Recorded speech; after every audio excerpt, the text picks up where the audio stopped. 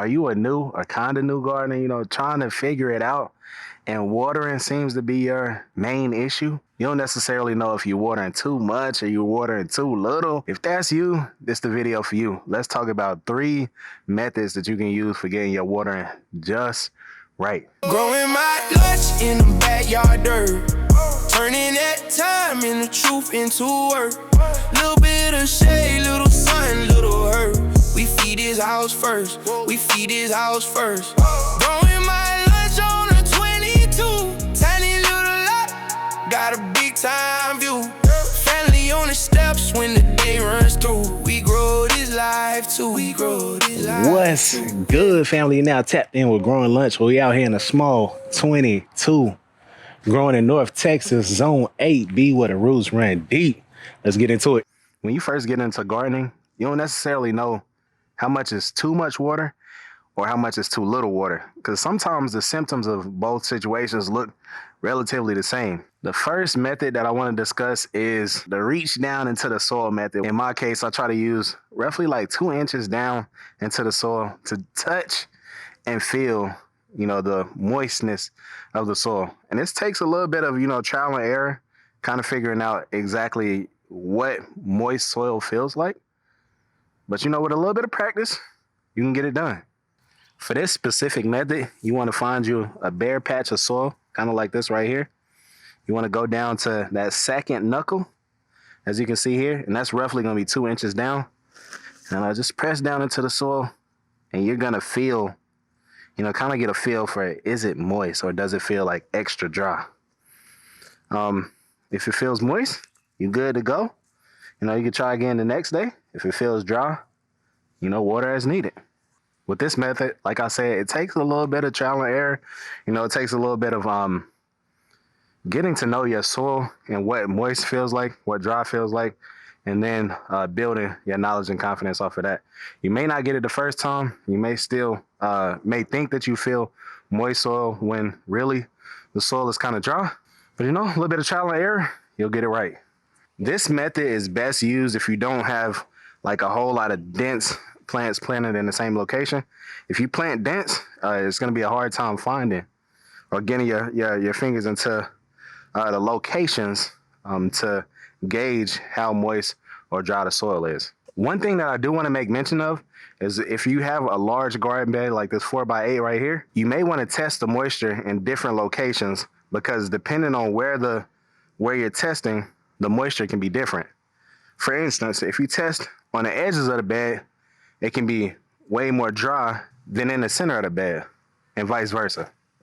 So test in multiple locations in the same area just to make sure you're getting a consistent measurement of what that moisture is or what that moisture feels like.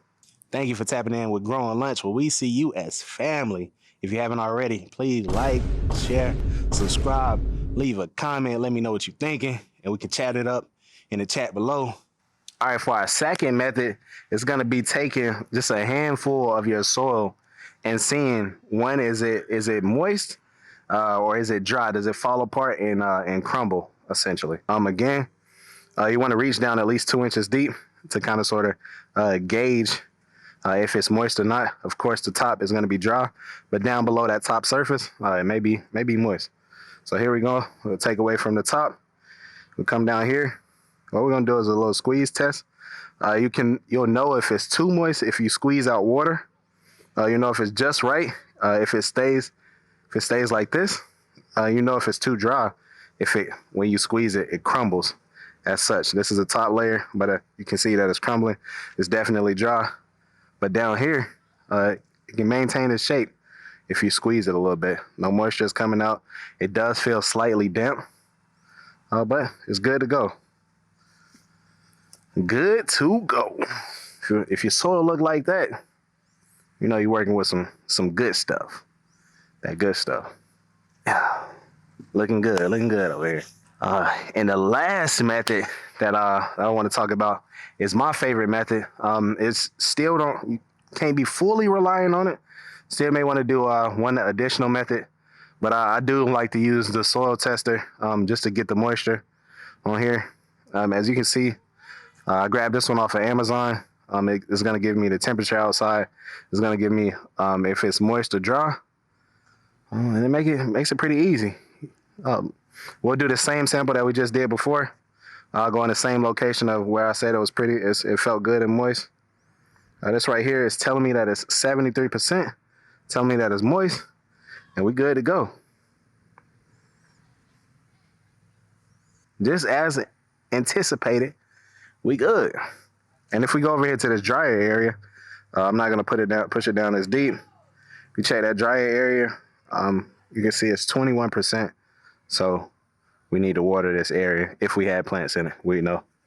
So now what I want to do is go through some of my actual areas, and we can actually take a look and see, what moist looks like, what too moist looks like, etc. So first, we're gonna start off with this amaranth. As y'all can see, it looks terrible right now. It looks pretty bad, and that's really because it's dry. It's extra dry. I've already tested this both for the peppers and the amaranth. If y'all take a look, we can go do a reach down in test, and I can tell you that it's dry. It feels dry 2 inches down. We can come back through with the soil tester. Y'all can see it's saying 27% here. And if I wanted to, I could grab a little bit of that soil and then test that. So on the top of this green stalk, we can tell we need to water. We probably should have been watered probably yesterday. So what I'm gonna do, I'm gonna come in here and I'm gonna water. I know it looks like it's gonna rain out here, but it's not supposed to be any rain in the forecast for the next 2 days. So I'm gonna go ahead and water this. And the green stalk is pretty good about not getting too watered down, and not getting too wet. It does a good job of letting some of that water off. So here we go. Okay, I had a kid put it on the moist setting, the mist setting. And really, and I can show y'all, I don't need to water the whole thing. Really, it's just the top that needs to be watered. We can check these snapdragons right here, and we can take a look. Test the snapdragons. Is right here. You see snapdragons on 95%, so they don't need to be watered at all. We can take this amaranth down here, 95% again. So we're good on the lower. It's just the top. It did take on more water than the bottom. So we're gonna go ahead and put water on these, and we'll come back and show you at the end how these peppers and this amaranth perk up after being watered.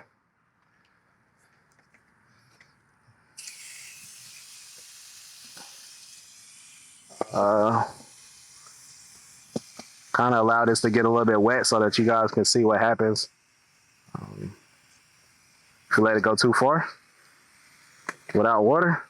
But these will bounce back pretty quickly. It'll be fine.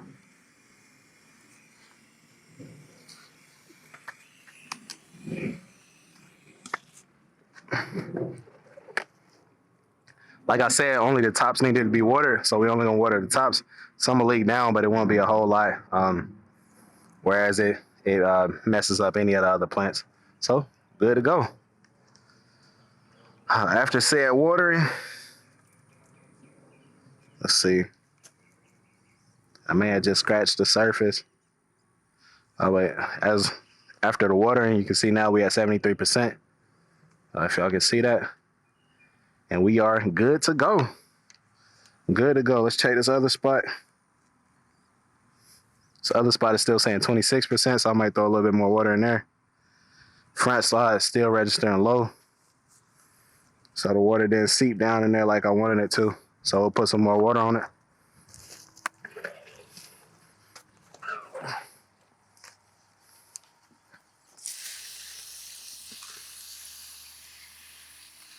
And we want that water to saturate this area.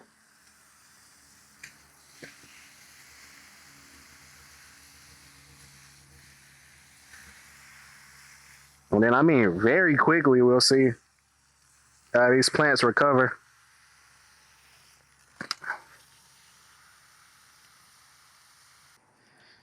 I make this video because oftentimes we may see plants that look like they need to be watered, or we may see the top of the soil and think that it needs to be watered. And oftentimes it actually doesn't need the water that we think it needs. For instance, if we look at this, if we look at this bed right here, the top of the soil may look like it needs to be watered. It may come across as a little bit dry on the top, but if we go down, like I said, 2 inches, we'll see that this soil is wet. And it rained. It rained this past weekend. We did get a lot of water, and it's retained some of that moisture. So while you think that you need to water, or even if you did the finger test, you can see it's still moist down here. Did a squeeze test, you see that it's still moist, able to maintain that shape after you squeeze it. So you see, soil moist. So if you would have touched the top or looked at the top, you would have thought it was dry and dusty, but in actuality, nice and moist. Same thing over here. Similar bed, similar situation. Kind of looks like it may be a little bit dry, and we see it's 80%. The wetness is 80%, so it doesn't even need to be watered right now. Maybe in 2 days we might need to water it, but as of right now, don't need to water this bed. One area that I do like to really come and test, because I know these grow bags, they dry out easily. So I like to measure the moisture on these grow bags. Again, here, 95%, especially with these with the wood chips, retains that moisture pretty well. It's not waterlogged or anything. Just so y'all can see, go down a few inches. Not waterlogged, as y'all can see. Give it a squeeze test. The mic dropped.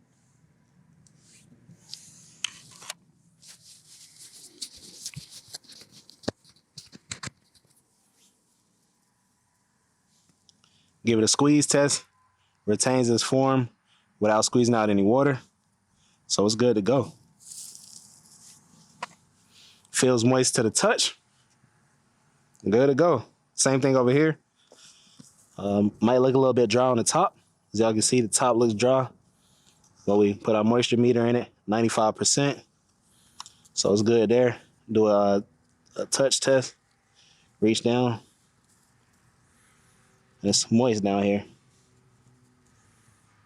You got moisture right there, able to retain its shape. Good in all respects.